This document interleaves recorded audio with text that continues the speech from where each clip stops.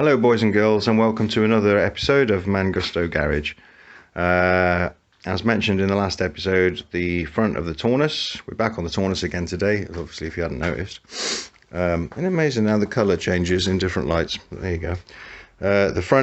My front end is a bit saggy, and let's face facts, no one likes a saggy front end, do they? So I've got replacement springs, low mileage springs. Hopefully they're going to rectify the problem that I have. So what I'm going to do, I'm going to get it up on the jack and get the wheels off, and I'll get back to you after this. So as you can see now, the Taunus is in an elevated position on axis, obviously safety first.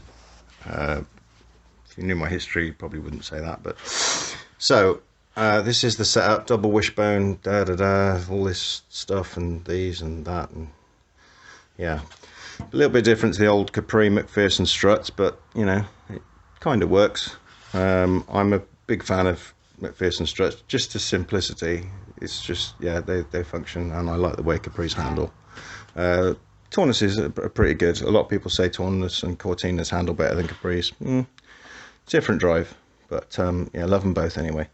So what we're going to do is I'm going to take the shock absorber out, which involves removing this top bolt here and the two, I think they're 13s on the bottom. Yeah, two 13mm nuts on the bottom here somewhere. Where are you? Yeah, there. And one on the other side. Okay, and that just drops the shock absorber out.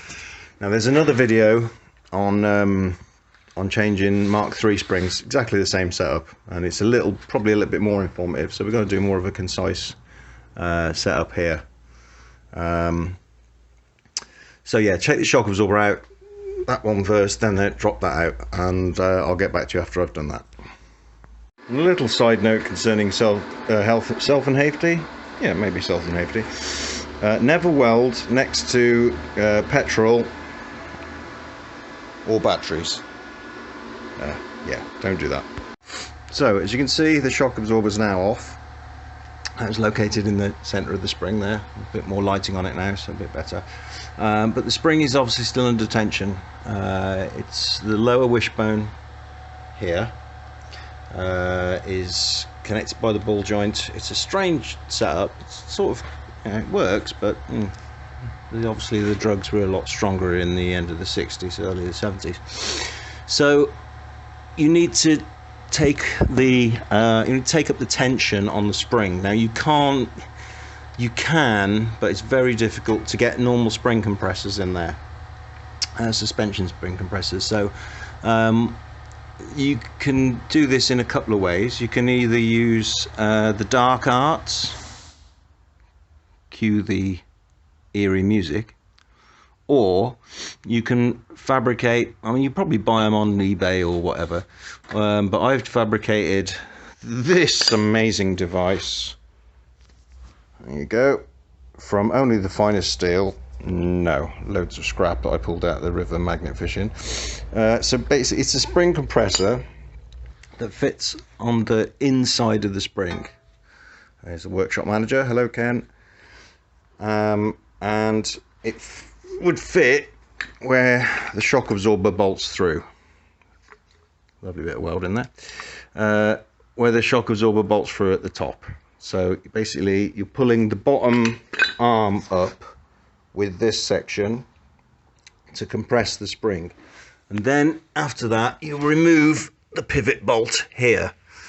The spring is under a lot of tension on these, so yeah, if you're not confident, or you know, you're not an able mechanic, I probably wouldn't do it, because you don't want to be losing teeth and eyes and heads and stuff like that. It just don't go down well. So what I'll do is I'll get this in position, and I'll come back to you. Okay, so this wondrous device is now in position, as you can see. It's there, yeah. So the idea is you tighten that up, it brings the bottom arm up, compresses the spring, as I said, then you undo the pivot bolt and reverse it off, undo the bolt, and it decompressions the spring without losing any limbs and stuff. So this could go one of two ways. It either works fantastically or I die a horrible death. Either way, I'm sure it'll be fantastic content for YouTube.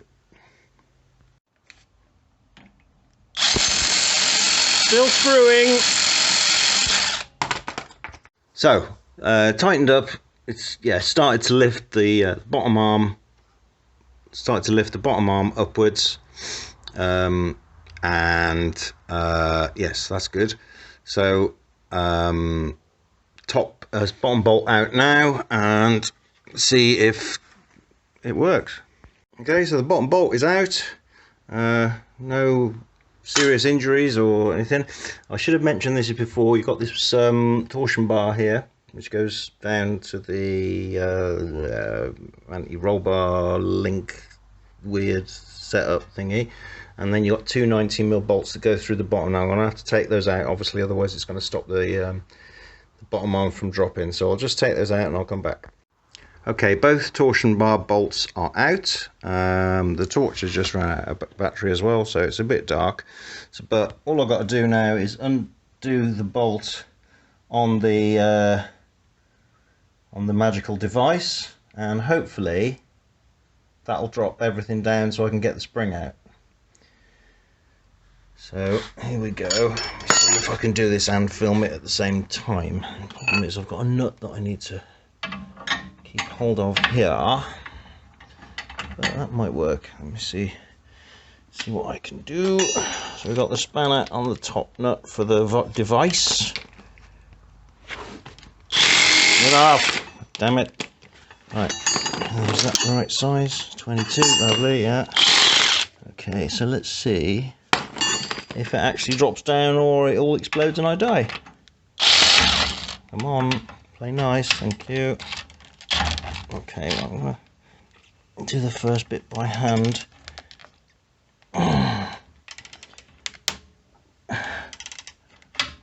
There's people screaming at me on YouTube to buy a decent electric ratchet now. This is Spanish, I mean, you know, we are in Portugal, so you've got to support the neighbours now and again. Come on. Oh, it's thinking about it. I don't think it's quite well, and it's quite difficult to do one-handed, so I'm just going to I'll start to undo it and then we'll come back to you. Well, there you have it. All the tension's off the spring. Look, I can move all the spring around quite freely. Just undoing the last of the machine so I can actually get the spring out, because obviously it's stuck in the middle at the minute. So yeah, so it appears to have worked. So how to change, well, take out front springs on a Cortina without emasculating yourself. Yeah, and hopefully these new springs that I have aren't sagged and it actually works, otherwise all this will be pointless, but we'll find out when I put it back in. So rather than video it all, I'll just reverse the operation. I'll do the other side, put the wheels on it. Only a short little video this, just to show how to take them out. And yeah, we'll see if it actually works. Just as a note, I've got the old spring out. I'll put it next to the new one. I'll just move that one out of the way so we can see properly. Yeah, the height is the same, but the thickness of the coils are, as in the thickness of the bar used to make the spring, is more on these. So I'm hoping that rectifies the problem, because I feel, I mean, you can't tell by pushing them down, but yeah, I would imagine with this being a slightly thicker coil, it should operate a little bit better. So a couple of days later, after the springs were fitted, I've had the tracking done as well, or the wheel alignment. I don't know if you can see it. Yeah, you can see it from here. The car sits a lot more level than it did before. I've done a few other bits to it as well. There was a heater motor wasn't quite working, and one of the dash bulbs was out, and I got a hinge pin on the door. But yeah, so I'm a lot happier with that. The car sits and drives a lot better. So that's pretty much the conclusion for changing the springs. This car is basically done now. It's going to get used.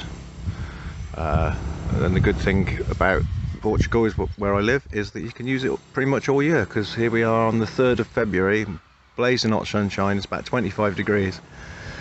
So for all of you that are watching this in the UK,